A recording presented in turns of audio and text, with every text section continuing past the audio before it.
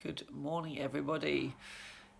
Well, last night was a late one, a really late one, but it's good to catch up with friends, and so that kind of meant that time escaped me, and by the time I got home, it was pretty late. So I've not had the amount of rest I'd like because I'm actually going to the gym this morning to meet a friend. So probably not in the perfect condition to go all out at the gym, but it is my kind of only source of exercise for the day, so I won't be planning to do a run necessarily later on. It's really interesting last night actually talking to my friends. One of them is doing this couch to 5k, which is pretty well known worldwide, I guess. And in having that discussion about, why are you doing the couch to 5k? I think it's a really good thing. I sort of briefly discussed my story, didn't start promoting the YouTube channel or anything like that, but I just chatted about my journey and the fact that actually it took me quite a while to get to 5k distance. And it's in having that conversation that you realise they think the same things that I was thinking. I've got to get the speed there, I've got to do this, I've got to do that, I've got to beat this certain time. And it was just taking a moment to share with them and reflect on my personal journey and kind of reassure them that it's not about that. Your only goal is actually to just improve a little bit every day. And the only time you should really be thinking about is the time that you take to just become a better runner. Not so worried about, there's somebody on YouTube who can do a 5k in 15 minutes. That's fantastic news for them. They may have been training for 20 years and all of those things. But what really struck me was this comment they made. And just as I was leaving, I literally said, well, hey, if you want to do any running together, I run on my own, no pressure or anything, but when you feel comfortable, if you want to get together and do some running, that'd be cool. In fact, I even said I can run to theirs, which is probably about 10k, and then we can run after that. And then they said this, I don't know if I'm going to stick it out anyway because I don't really have the will to do it. And I stopped and said, why is that then? Why are you doing it at all? Because I feel I should, but I don't really want to be doing it. I don't really want to be running. Okay. And it was at that point I kind of thought, this is a tricky conversation to have, because the reason why I started running was because of my will to do it. And so I'm coming at it from a completely different angle, I suppose. I never forced myself into running. It was a decision that I made, that I decided I wanted to become a fitter individual, and I wanted to become a better runner. I wanted to do a longer distance in the future, which was obviously the marathon. And so I began my journey through a will to succeed and through a will to want to do it.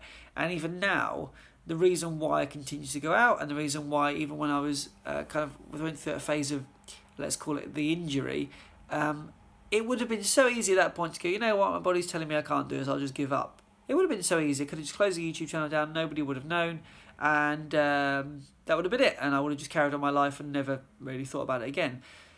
But it's a will to do well, and it's a will to improve that has put me in this position. And so it's difficult because you've got somebody there who is doing something they feel like they're forced to do. They feel like it's something they've either heard, and I couldn't really dig any deeper about, why are you doing it? Who is, if you like, made you do this? But I left them with some kind of words of encouragement. I still, obviously extended the hand to say, if you ever want to do any running, even if it's 1k or anything, just please let me know. Happy to get together and do that. And we'll kind of see how it goes. But it was just kind of a bit of a wake-up call for me, and a bit of a moment of realisation where I thought that's the one thing that I do have that perhaps a lot of people who are starting out don't have. And so that's why it's easy to not continue that and to sort of give up at the moment it gets hard, because let's face it, it's not easy being a runner. It's not the simplest thing to be good at. It takes time. It takes a lot of time. Time that, interestingly, most people think you don't have in a day, but actually you do. If someone said to me, have you got 2 hours spare? No, I probably haven't. But yeah, I could go out for a 2-hour run, and next thing I know, I feel fantastic about it. But maybe it's also associating that length of time with yourself, and knowing that you get some time to be out and about, deep in thought, enjoying the environment, whereas actually spending 2 hours having a coffee, chatting about absolutely nothing is sometimes not the best way to spend your time. Anyway, I'm going to head down to the gym now. I've spoken for far too long. Let's get on it.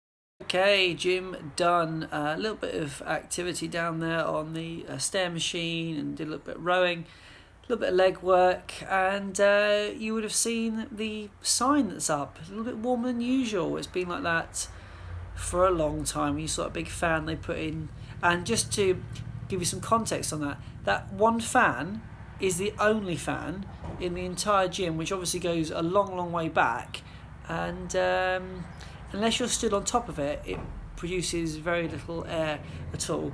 So an interesting session down there, pretty warm but enjoyable nonetheless. Good to catch up with a friend, good to do a little bit of working out, and I'm home for the day, so got to dip into a little bit of actual work ahead of Monday when I go back to work. So yeah, quite a busy day, not the most exciting day from here on out, but good to have got some bits and pieces done early on.